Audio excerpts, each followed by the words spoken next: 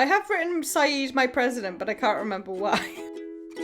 Flight 815 crash landed, but where? There's weird jungle noises and a polar bear.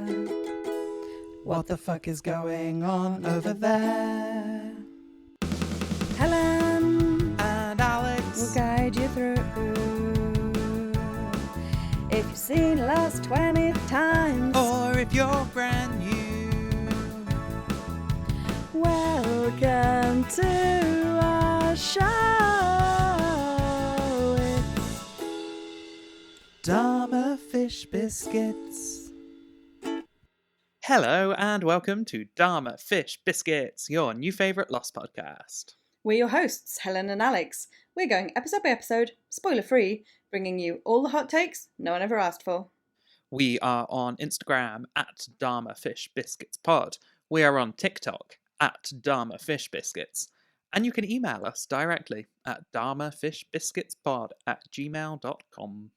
We also have a Patreon, which you can find at patreon.com/dharmafishbiscuits. You can join it for free for jingles, bonus materials, outtakes, bits and bobs, and the spoilery version of the show. Yes. We edit out any spoilers from our episodes to make sure the podcast feed here remains spoiler-free for newcomers. However, if you would like to hear the full, slightly longer episodes with spoilers, you can find those on Patreon. Instead of going beat by beat, we normally aim to focus our discussion on the character the episode centres around. This episode, much like last time, we don't have a single character the episode centres around, so we'll be talking about all the flashbacks, and then the 3 plot lines on the island, and then we'll circle back to what we missed. This week, we have got the second part of the finale, Season 1, Episode 24, Exodus Part 2. And just to clarify, we are using the 3-part finale, not the 2-part one that aired in America. Yes. There is a third part of this finale coming next time. Yeah, I was sort of surprised because I said to you, in my head, I felt like this was very much like plot-based and it was just essentially setting up a lot of the finale. And yeah, I found there was quite a lot of interesting character stuff happening in this episode. Okay, shall we start with some flashbacks? We simply must. We only have 3 quick flashbacks, so we're carrying on the theme from last time, which is flashing back to people in the hours, day before the flight. And we've only got 3 this time. The first, we sort of get what Lost loves to do, which is repeating a scene from someone else's point of view. So we see the end of Sun and Jin in the last episode where she spills the coffee. But this time, instead of staying with Sun, we follow Jin. And on the way to Jin going to the bathroom, we get this tiny little flash of Saeed being released by security after obviously Shannon reported him for leaving his bag behind. He seems very good-natured about this whole thing and is almost sort of bemused and is like, okay, I can go now. I mean, he's probably getting like singled out at airports everywhere he goes. So, I mean, just desensitized to the constant structural racism. Yeah. Hit the 9/11 just happened jingle. 9/11 just happened a few years ago. That goes quite a long way to explain a bunch of stuff on this show. But yeah, when Jin gets to the bathroom, he's cleaning his shirt off and then a man starts talking to him and then he realizes this man speaks Korean. So he tells Jin he's there on behalf of Mr. Pike and that they know that Jin's planning to run away. But he says, you have to take the watch to LA. If you do anything else, you're gonna lose her. And I wondered if this sort of explains a bit of the change in Jin's demeanour that we see, because at the end of Sun's original flashback, way back in episode 6, is when she's planning to leave him, and then he turns around at the check-in desk and gives her the flower, and she's like, oh no, I don't have to leave him, I can stay with him. And he seems to be much sweeter and nicer. So I wondered if that's... because like when they get to the island, he's back to being very grumpy, controlling, not happy with Sun at all. And I wonder if this sort of goes part way to explaining why he went from, oh, everything's going to be okay now because I've got this flower and we're going to run away and we're going to leave in LA, to now being like, oh god, no, we're still trapped. Well, can I tell you my take on it? And it doesn't really answer your question, but his conversation with this threatening man in the airport kind of ends with him being told, wherever you go, you can never be free. That scene ends and we cut directly to Jin on the raft, sailing on the open water, looking free as a bird and happy as a clam. And I was like, but hang on a second. Like, you're trying to get back to the world where you've been told you'll never be free. Surely if you're free anywhere, it's on the island, one place where son's father's influence cannot reach you.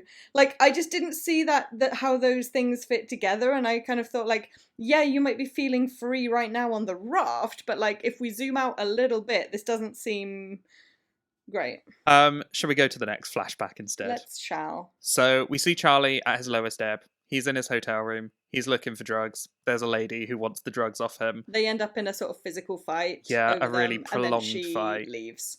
And she leaves with no trousers on. I think she takes her trousers with her, but she's certainly not wearing them as she exits the hotel room. She doesn't want his piece of crap CD from his piece of crap band. Drive through. Not the worst Australian accent that we've heard. No, fairly good. By quite a long way on the show. The only real thing that I wanted to observe about this scene was that, like, he has successfully, like, got the heroin and secured it and hidden it away from her. But then he gets caught because he's, like, fingering it and can't help wanting to look at his precious. It's, like, very Lord of the Rings coded. And then our final flashback is Michael and Walt. And this one I felt was just sort of, like, doing more of the same that we've already got from them, because Michael's trying to talk to Walt and Walt just is giving him nothing. Yeah, Michael eventually phones his mum and is basically like, I can't look after this kid. This isn't part of my plan. It's so sad. And then hangs up and realizes that Walt is stood behind him.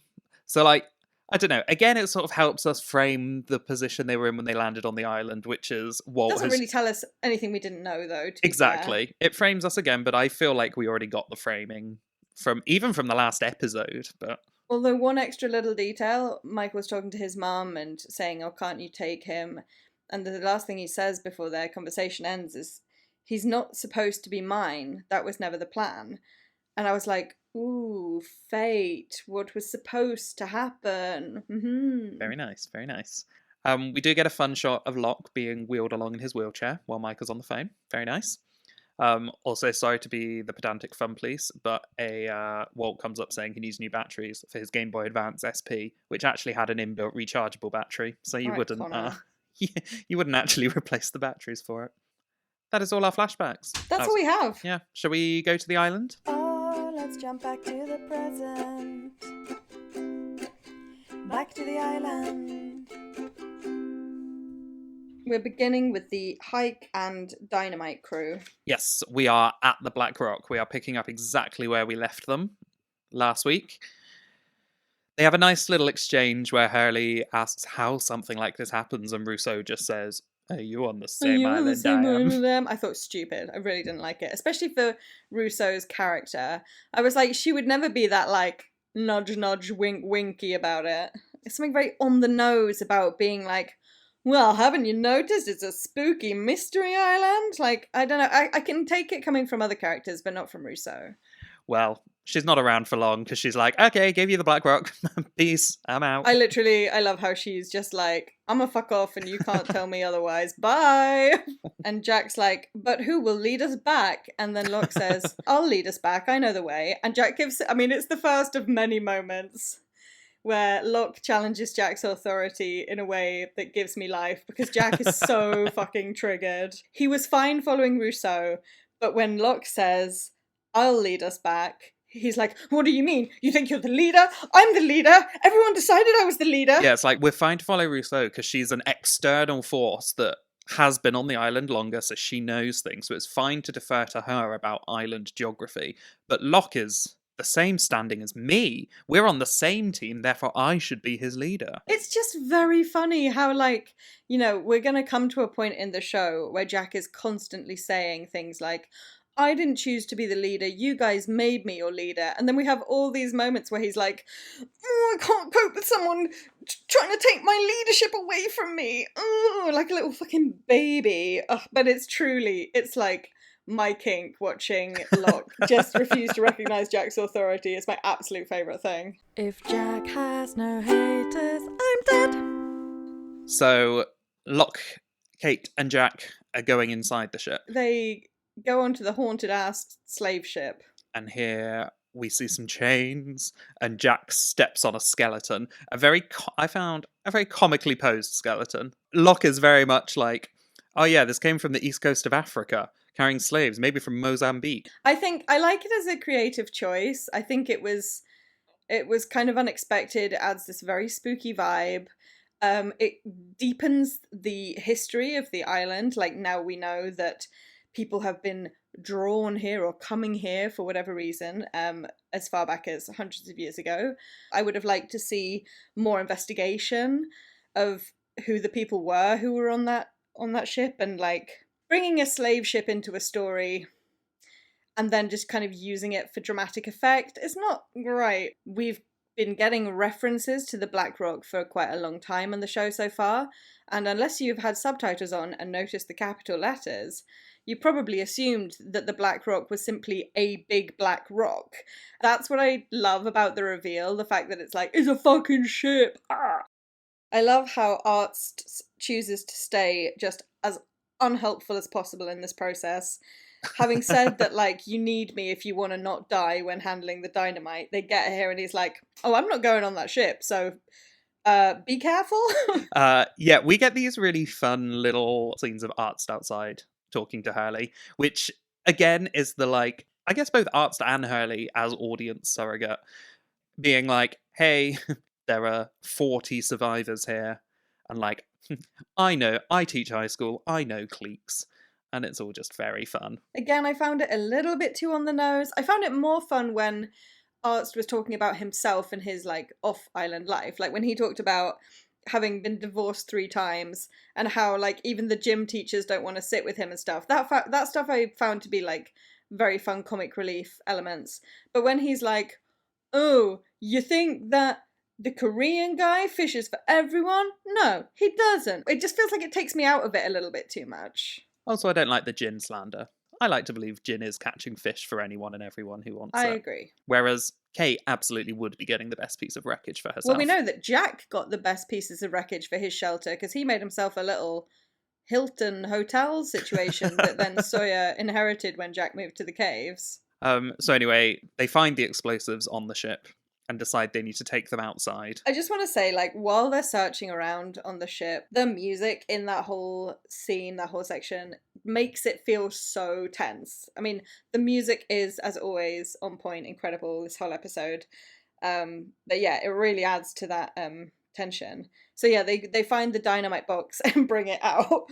And, like, one of many moments when I absolutely love Arzt just, like, completely bossing them around, and especially when he bosses Jack around, it warms my heart. He's like, what the hell are you doing?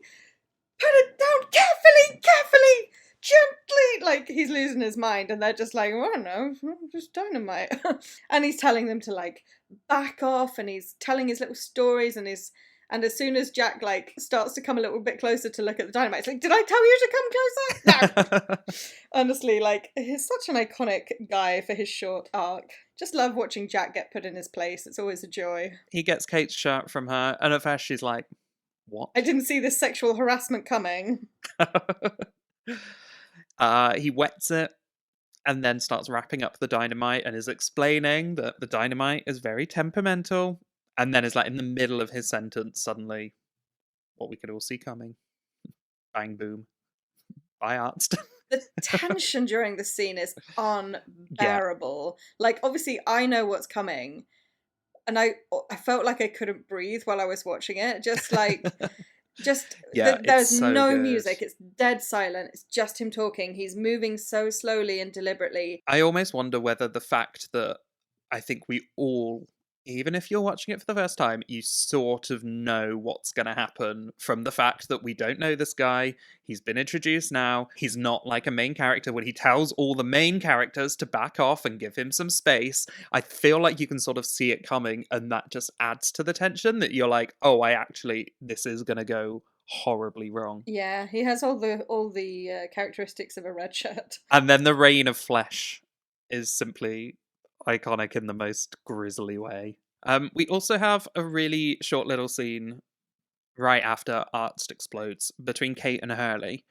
And I was thinking, I don't know if we've ever seen just the two of them in a scene together, but I actually think they have a really nice dynamic, because Kate's just sort of asking Hurley if he's okay, and Hurley's saying that, Arzt was just trying to help, and then has this realization that it's because he's a curse. And I thought we get to see Hurley be like a little bit more quiet and vulnerable than he normally is on the island. And I thought it was nice that Kate sort of brought that out of him. So before they put it in their bags and everything, Jack and Locke are together kind of handling the dynamite. They have a very short conversation where Jack's like, hang on a second, is this really, like, do we really have to do this? Isn't there any better idea? And Locke's like, there is no other. It's the only way. This is the only way. And Jack thinks about that for about half a second and is like, no, I guess you're right. And then we get one of my favourite Jack-Locke interactions. The operation bit. Yeah, I think this is where Jack starts to realise how unhinged what a Locke maniac has he's become. dealing with. When Locke's like, oh, have you ever played Operation? Also, he's talking to Jack, who is a doctor. A spinal surgeon. The only frame of reference Locke can think of for talking about steady hands is, the game, Operation. He's probably like, you played Operation, right? As part of your training. No, I fucking love it. And he's like, he's just when so he picks chill, up the dynamite. and he's talking and he's wrapping the dynamite and he's like, yeah, the funny bone always got me. And then he goes, and I jump every time. And Jack also jumps and he's like, what the fuck, this fucking guy. And then he goes like, do you like to play games, John, or whatever? And I'm like, yeah, haven't you noticed he's playing backgammon all the fucking time on the beach? Big fan of board games. Mousetrap? Oh my god, he loves Mousetrap. He is a big fan of games, this man. We saw him playing Risk. Oh my god, yeah. Get him on Critical Role immediately. Yeah, I think this is really the start of the Jack and Locke stuff, which is just gonna keep going downhill from here on out. The joy I feel when Jack does that, like, real pissed off face, warms the cockles of my heart. I have a new challenge. I love to bring challenges to the various islanders. It's Jack, stop putting your life in danger deliberately. You are the island's only doctor challenge. Stop deliberately putting your life in danger challenge. You're the only doctor. I cannot stand this man's behaviour when he's like, I literally have to be the one to carry the dynamite and I have to be able to put my life in danger at all times. If you're not there on the island, who is going to be dishing out the aspirin? Who is going to be trying to amputate people's legs against their will? So what you're saying is Kate and Hurley should have had the dynamite as the two people who are contributing less tangible I'm skills. not going to put that on Hurley. He's too clumsy. I'm like, sorry, but... I mean, I was wondering why, because both Jack and Kate are so insistent it should be them. And I was like, sorry, why is everyone so keen to take the dynamite? I think, obviously, Jack, we understand his motivations because he is a martyr and he thinks he's the most important person in the world. And he's also got this element of, like, having to protect Kate. He did it as well when they were going to bring the dynamite out of the ship and he was like, no, don't you put your little girl hands on that. You can show us the way out. And she was like, fucking fine. But this time she's like, you know what? This is the reason I came. She has been kind of like semi-exiled from the group at this point. She's wanting to like atone for the things she's done wrong. She's like, I can come and I can be the person who takes this risk. And maybe that's a way for me to like make up for some of the, deceptions and whatever. And he just simply won't accept it. I mean, Locke, I feel like Locke is the one person who kind of semi-knows what he's doing in this situation. So I think it's reasonable for him to be one of the people with the dynamite in his bag. But I'm just like, Jack, can you stop trying to get yourself killed at every turn? But surely the fact that Locke knows what he's doing is the reason why he shouldn't have it, because he's the one they need Well, to, I just mean that I would trust it. him in terms of how he handles it and how he behaves with the dynamite in his bag. Which, I'm sorry, but Hurley, like, that guy... He's going to be slipping and, like, bumbling. He can't even keep 2 meters away from Locke while they're on the hike. He's like walking right up to him and like chatting. It was like, there's dynamite. Have you forgotten? Yeah. Sorry, Hurley, you are not being given a straw in this scenario. I mean, to be fair, I don't think he was even offered. Well, Jack does ask if he wants to. Yeah, he does say, like, do you want to risk your life as well? And Hurley's like, bitch, no. I didn't come here for that. We actually get the iconic line at that point, you've got some arts done you. Because during this whole exchange, Jack has a little fleck of pink on his shoulder. Wow. Yeah, he really does have some arts on him. When they're having the conversation about, like, who's going to carry the dynamite, and Kate's making her case for that she should get to do it, and that's why she came. And she says to Jack, this is not your decision. And he replies, Kate, yes it is. But several times in this episode, Jack's sort of like pushing and wheedling to get his way is overridden by Locke's just absolute vibe of natural authority. When Locke speaks, it makes sense and people listen and people do what he wants. Kind of including Jack a lot of the time. So when Kate and Jack are having their argument and Locke goes, we'll draw straws, or sticks in this case, I guess, but he's like, the 2 people who get short sticks carry the dynamite. And Jack doesn't have a response to that because it's very sensible, and like Locke just has a kind of sense of authority that shines through. And I think that's one of the things that is really different, like a real difference between Locke and Jack, is that Jack's relationship to leadership is always so shaky. Like it's like he's trying to step into these shoes. He needs to convince you that he is the leader. Yeah, whereas Locke has natural leadership. My problem with him is what he applies it to, and the things that he tries to achieve through his leadership. That's where my questions arise. So Kate and Locke get the straws.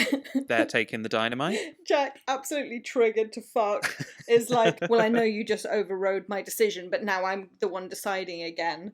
And he goes, I'll lead, having established that he fucking doesn't know where they're going. He doesn't know where we're going. And he says, like, Locke, you can bring up the rear and tell me if I'm going the wrong way, lol. Locke, just yell at me from across the jungle. Yeah, Locke immediately like overrides him again and is like, well, obviously we should walk in a staggered formation with like distance between us because of the fucking dynamite. This formation makes absolutely no sense. If you want to separate, if the idea is that we're separating the dynamite, surely you want one at the front and one at the back. And that also means that that's Kate and Locke, who are the 2 people that can canonically track. So they make the most sense to be the furthest apart, so that then the 2 people who don't have dynamite can be in the middle and be following the right lead.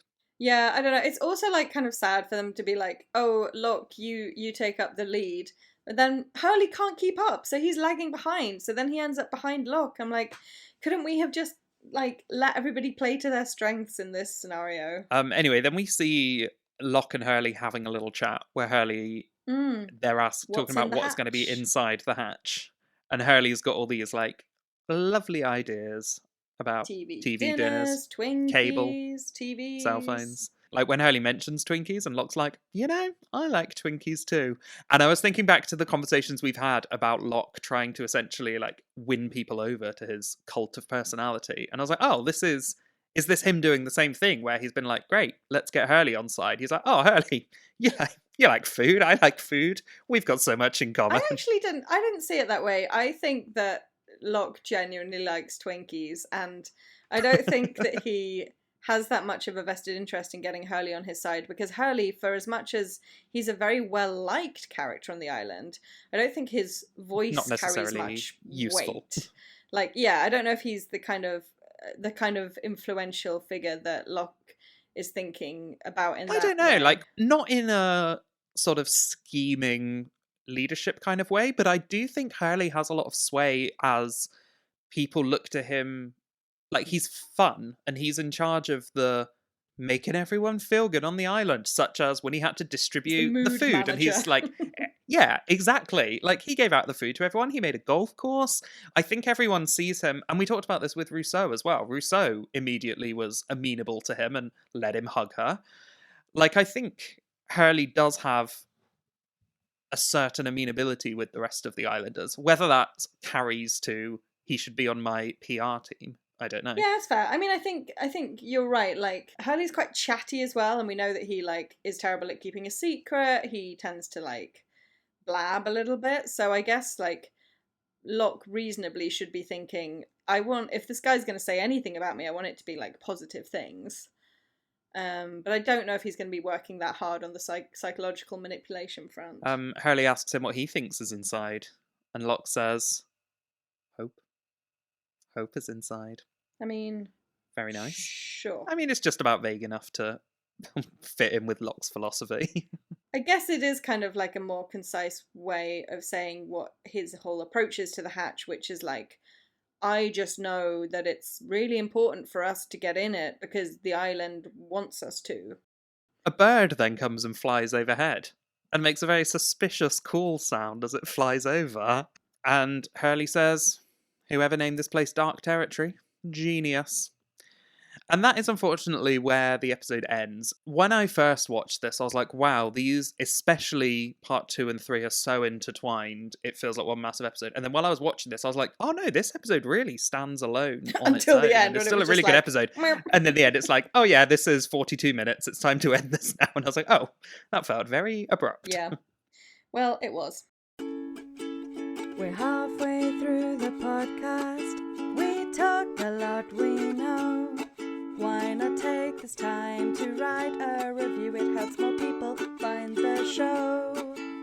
Or pop us a little email.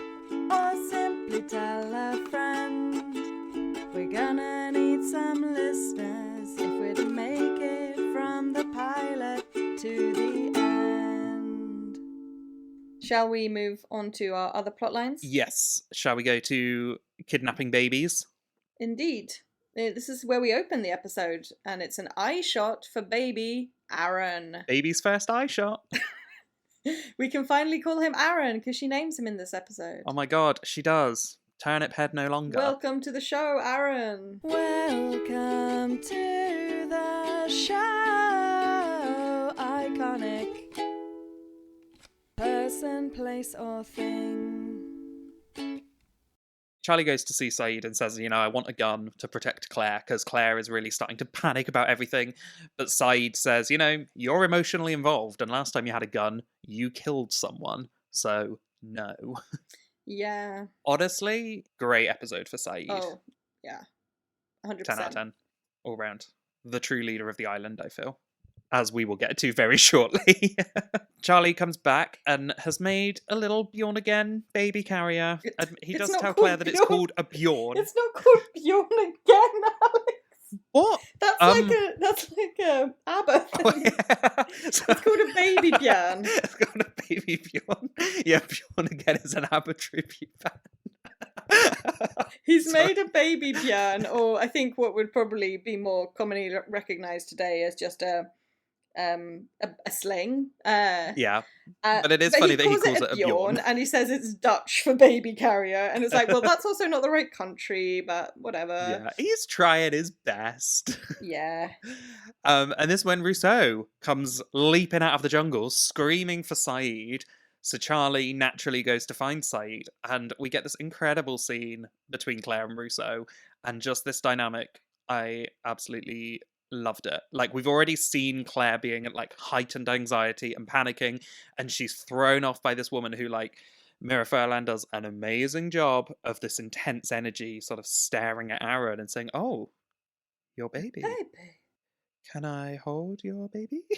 Rousseau, Emmy for Rousseau, because she does an incredible acting job as she's running into the beach, like, shouting for Saeed. It's very convincing.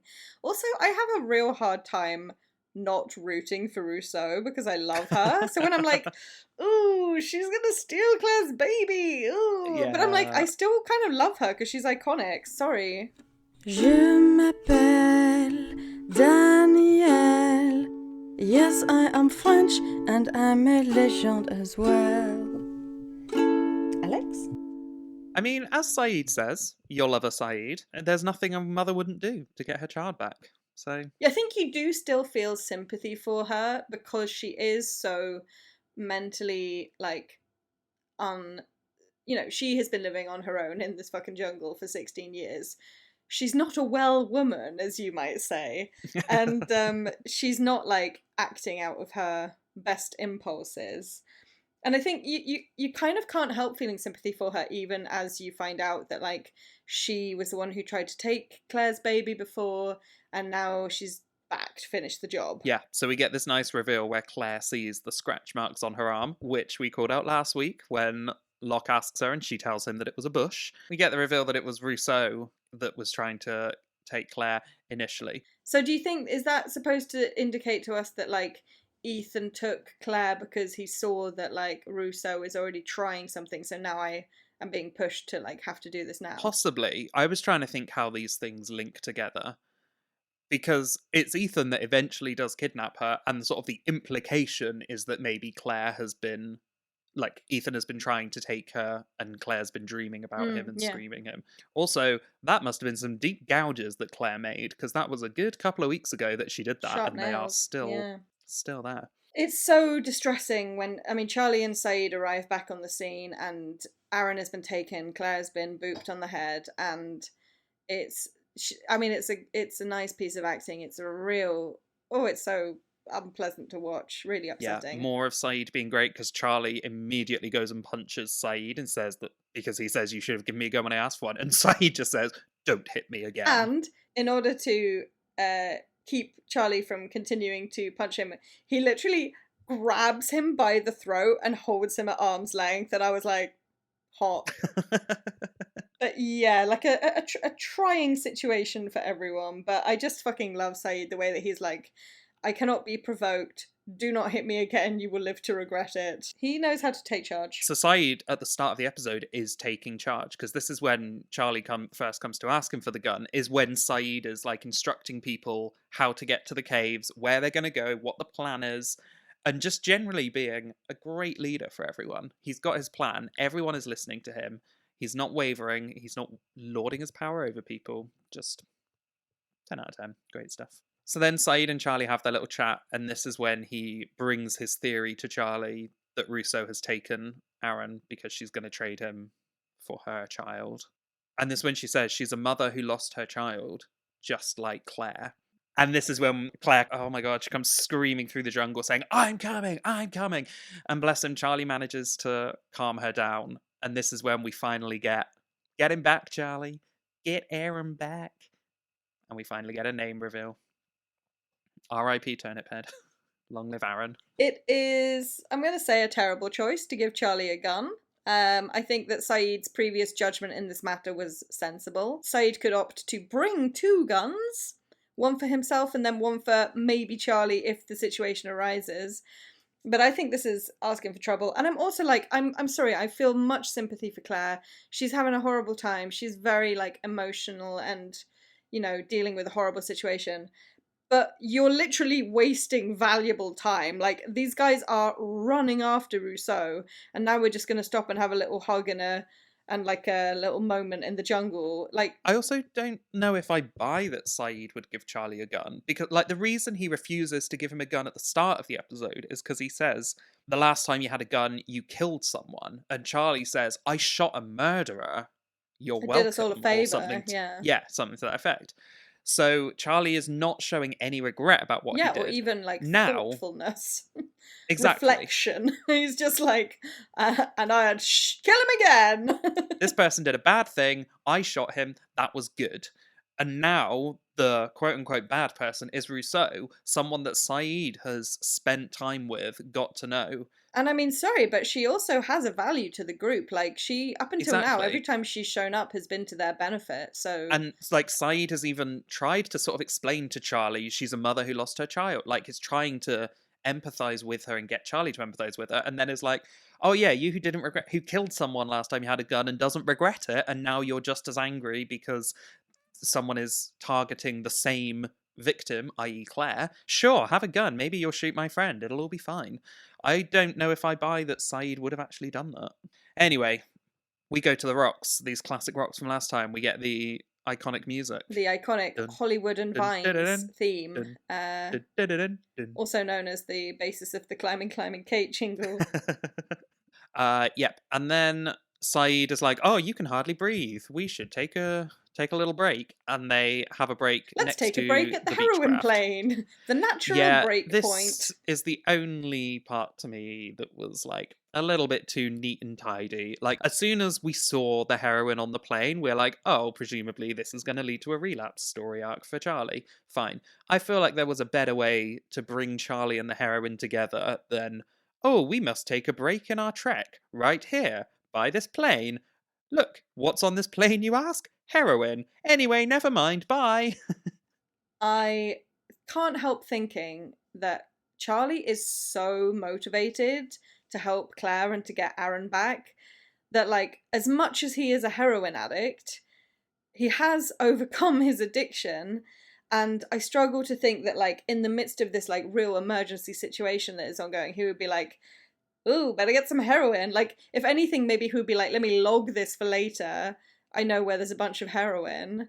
But yeah, and it just made me kind of sad. Although I did think that, like, the visuals were great. The shots of the Virgin Mary statue shattered on the ground, and then the shot from the statue's perspective looking up at Charlie, like, iconic stuff. But yeah, I agree, it was maybe a little too neat and tidy to be satisfying. And honestly, I don't even know why, like, Saeed and or Locke couldn't have just brought some of the statues back to the island. Also, like, yeah, great idea, put Jack in charge of the heroin, because I don't think he's enjoying a bit of skag, so he's probably quite reliable, responsible in terms of being the one to kind of keep track of it. And that is, again, that's sort of where we leave that story. Some may say in the middle. Well, I think it ends on that really, like, cool. That's true. Shot. It's a little bit of a cliffhanger of what's Charlie gonna do. We'll have to find out next week. Let's go to the raft, shall we? Yeah. Every time there's a shot of the raft on the water, it warms my heart again. And especially when they do the ones that are presumably shot from a helicopter from above, so you get the raft on the water.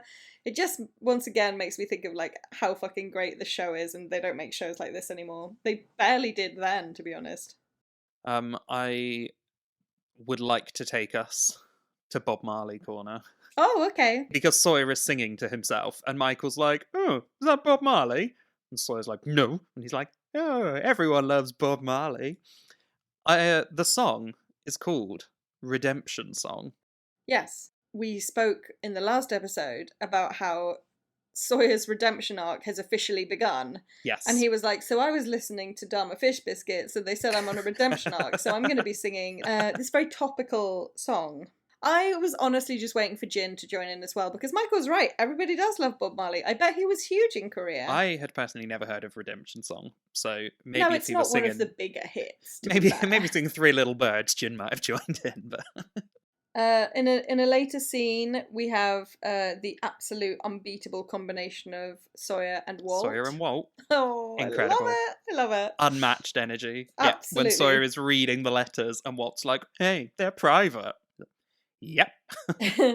You know, Walt is a canonically 10-year-old kid, but he has the attitude here of like a 3-year-old when Sawyer's like, oh, I didn't write one of these. The only letter I ever wrote was to the guy I'm going to kill. And Walt's like, why are you going to kill him?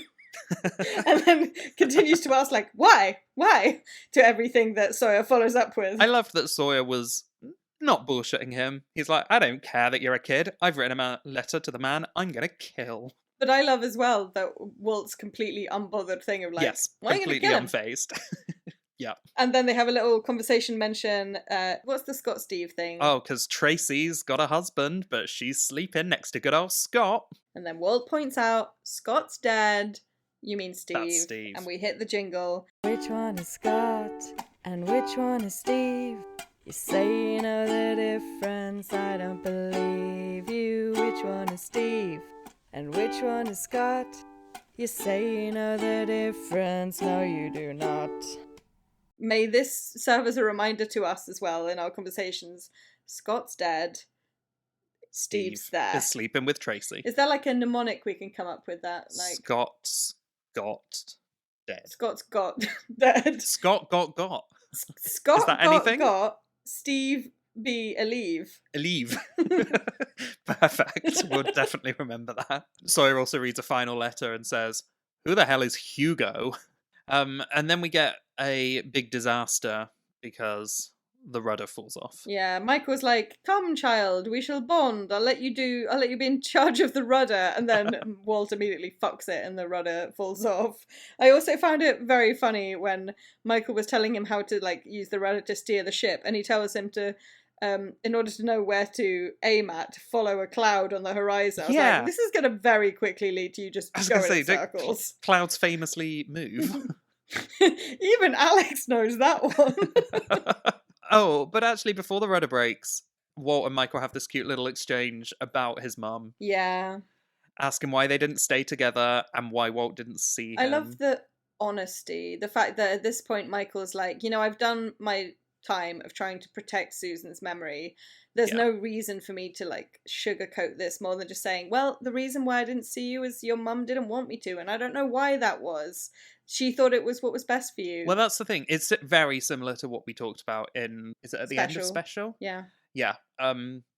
With this emotional growth. Well done, Michael. Where he's not bullshitting, but also he's not completely throwing her under the bus, because he's like, your mum didn't want me to see you. I don't know why, but she was doing what she thought was best. So he's like, I can't completely be like, Susan's a bitch. Ask any Lost fan. But he is also no longer going to be like, oh, it's all my fault. I'm a terrible person. Anyway, yeah, then the rudder comes off and Sawyer rips off his shirt and goes leaping in the water after it. Sawyer's got to be a big damn hero and we love him for it. Also, hit the swimming in your jeans jingle. Oh, how exciting. There's an emergency in the sea. Better go swimming in your jeans. I want to say the bit where he's in the water and they're trying to he's trying to get to the rudder, but they're like drifting away on the raft and they throw the rope. Like, once again, the music is the MVP, really heightening the sense of emergency and like tension in this scene so effectively. They pull him back in, and as Michael goes to hand him his shirt, he spots that Sawyer brought a gun with him. Yeah, Michael spots the gun and is like, put your top back on, you're gonna burn. Sort of like, I need to communicate to you somehow that I think this is not cool without saying the word gun. And that is where we leave them this week. Indeed. Any other business? And now we circle back to what we missed.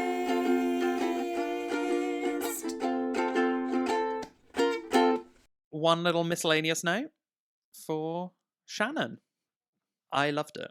Maggie Grace, who plays Shannon, is doing such a good job of portraying this like absolutely broken woman. And it's not only that she's grieving Boone and she's struggling with the fact that like she has to decamp to the caves, she is also seeing quite clearly what is happening, and she has this line, what are we doing? Hiding? Like they won't find us? And I mean, it's really effective at capturing the kind of the way everyone must be feeling. Yeah, she is like struggling up the beach with this suitcase that is bursting at the seams. And Saeed comes to help her, and at first she is not, because I don't think they haven't reconnected since she asked him to kill Locke, and he basically refused. And so at first she's like, I don't need your help, I'm fine. And then he realizes that the reason her suitcase is so full is because it's got all of Boone's clothes in it. And yeah, it's like this was their, like they lived here on the beach, so she's moving away from the last place he was. Yeah, and like the last also place he was she's living. thinking about these like threatening others coming, and she doesn't know, like, what if they take his stuff or touch his stuff? Like, she has to have it with her, and I can understand that impulse. Yeah. And Saeed is so tender with her and so absolutely gentle and like, well, I'll carry this for you, like. She says it's too much, and she's very obviously talking about the situation is too much. And then he says, it won't be too much if I carry it for you.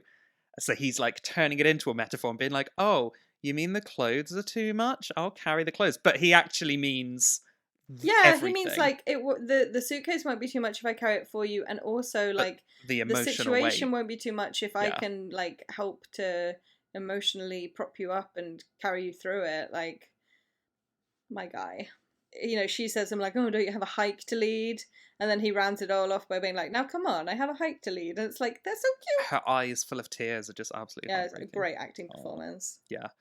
Anyway, then she gets to the caves and then she sees the bed where Boone died, and it's just... Ooh, so rough. For us as Yeah. viewers as well, to just be like, Jesus, didn't anyone think to like put that away, like tidy it away? But then she has this really cute moment with Sun.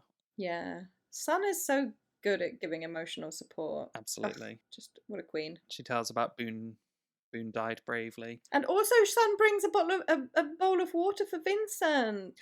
Is that what it was? I saw that she had like, it looked like a coconut, like half a coconut, and I was like, oh, I wonder what is in there. And I She didn't puts know. it down Did in she give front it to of Vincent? It's water for him. Sun, legend, icon, queen. However, Sun is on her purgatory bullshit. She absolutely Unfortunately. is. We're on our purgatory bullshit again. We're on our purgatory bullshit again. They were never dead the entire time, but we definitely wanted to make you think they were back then. I'm sorry, I love these conversations where she asks if they're being punished. What are we being punished for? She wonders if they're being punished for the secrets we kept, the lies we told, the brothers we fucked, if you will. Because yeah, Shanna says, who's punishing us? Fate. But I mean, this is something that like Sun has picked up directly from Jin. When he left on the Yes. raft, he was like, I think I'm here because I'm being punished for the way I treated you. And she's obviously gone away and sort of mulled that over a bit and was like, well, I also did some bad stuff and maybe other people have done bad stuff. But yeah, Claire, in her completely desperate and broken mode, is like, there's no fate. Nobody's punishing us. But there is a lovely conversation between these three people, Helen. Oh, wow. You saved the fuck, marry, kill for the very last moment. Incredible. Incredible. 3 characters in a scene. You know what that means. It's time for fuck, marry, or kill. Fuck, marry, or kill. I think, a very fun iteration of Fuck, Marry, Kill. I mean, an all-female fuck, marry, kill has never been done. It was Is this barely even possible. Supreme Bechdel test? Well, they are talking about Boone. Well, I No, would argue they go Sun on to, and Shannon they go on talked to about talk Boone. about purgatory bullshit. So that definitely passes. Wow, amazing. Right, so we have Shannon, Claire, and Sun. This is a hard one, I think. I'm sorry, I'm gonna kill Shannon, easy peasy. I think I'm gonna marry Sun. I think the easiest one for me is marrying Sun. That was the very first thing I was gonna say, and then I was like, but Claire, but then I thought about it and I was like, no, she's kind of annoying. She's lost her baby. Well, she's not gonna fucking shut up about it either. No, I think you're right. I think yeah, honestly, Claire would be too much like toxic positivity for me. I think we Yeah. love her. She's a beam of innocence and light and all of that, but it would get a bit much after a while. All right, I'm marrying Sun, Marry Sun. shagging Claire, killing Shannon. I'm gonna shag Shannon. Sorry, Claire. Did we make it? Did we do it? That is that. That is the whole episode. We're all done. Connor's Corner. If you want aviation or medical information, welcome to Connor's Corner. So we had to go on quite an extensive dive on this about the ship. So it's a wooden sailing ship, which means it will have come from 1870. We went on quite an extensive deep dive to figure out the overlap between the earliest time dynamite was being made and when they were still making wooden sailing ships, and came out with the fact that the ship was probably made sometime between 1850 and 1870 in order for there to be dynamite on the ship. Oh wait, sorry, no, it was patented in 1867. So that's why we were at 1870. In terms of the sailing of the raft, though, the radar horizon, based on last time where we said that it wouldn't work this close to the water, assuming that even if it would, the radar horizon is probably only going to search around 20 to 30 miles, i.e. you would probably be able to see that by eye anyway. And actually, We then Googled and found that if the radar mast was 10 meters tall, it would be able to see 6 kilometers. Useful. So in the open water, you'd probably be able to see something that's 6 kilometers away. Also, the Beechcraft apparently would have had a big magnetic compass in it, which actually would have been the most helpful thing, rather than Walt aiming for a cloud on the horizon. We could have maybe used the compass. Locke loves compasses as well. You'd have thought he would have wanted to get that for his This is collection, true. if nothing else. Also, the sail is apparently too far forward on the raft, and it should be closer to the centre, otherwise it's just going to push the front of the raft around. Okay, shall we rank some hot people? Hot can be physical, hot can be emotional. Hot is whatever we decide, and everyone's attractive, but who's top of the ranking? Who's the hottest one on this island? Today, I'm handing it to Saeed for that incredible throat grab moment. Spoilers, there will come a moment where Saeed kills a man by breaking his neck with his thighs, essentially. And, that will probably also win the hot ranking on that day. But this day, it's the throat grab on Charlie. I'm like, holy shit, that did something to me. Excellent. Who are you voting for? You mentioned Sawyer's toplessness. I Is did. that anything? Yeah, I did mention Sawyer's toplessness, so I guess it's going to be him again for the second week in a row for me. Nothing else we want to appreciate? Kate being a good emotional support to Hurley. Arsed. Yeah, Arzt in his little pieces. No. Rest in pieces, Arzt. Honestly, Arsed is kind of like underrated style icon. He always had his like little look with his little neckerchief thing. Yeah, sure. It's Sawyer. Okay. So he's already at the top, so he just stays at the top. Stays there. Great. And Saeed is number 6, so does he go to number 2? Yeah. Great. And that is the end of our episode. Don't forget, you can follow us on socials. We're on Instagram at Dharma Fish Biscuits Pod. On Instagram, you can indeed see the hot ranking every week, and because we don't always say it in full on the pod, if you want to keep track of where your favourite characters are on the hot ranking, follow us on Instagram. And we're on TikTok at Dharma Fish Biscuits. If you have any questions or comments or feedback, Lost related or otherwise, probably mostly Lost related, you can email us at dharmafishbiscuitspod@gmail.com. Maybe it would be fun to do like an end of season Q&A. So if anyone wanted to send us a little... That's exactly what I was going to say. Yeah, because next week, oh my god, Helen, is going to be our last episode of season 1. Final finale of season 1. We may or may not do a season 1 wrap-up episode, and if we do, we would love to have your questions, thoughts, comments. Absolutely. They could be, you can ask us stuff, you can make predictions if you've never seen Lost before. Ooh, that would be fun. I'd love that. That would be super fun. Yeah. You can tell us your hot rankings. Tell us where we went Exactly. wrong. Yeah. Give us some more fictional fuck, marry, kills. Email us. We would love all your emails. You can also leave us a review wherever you're listening.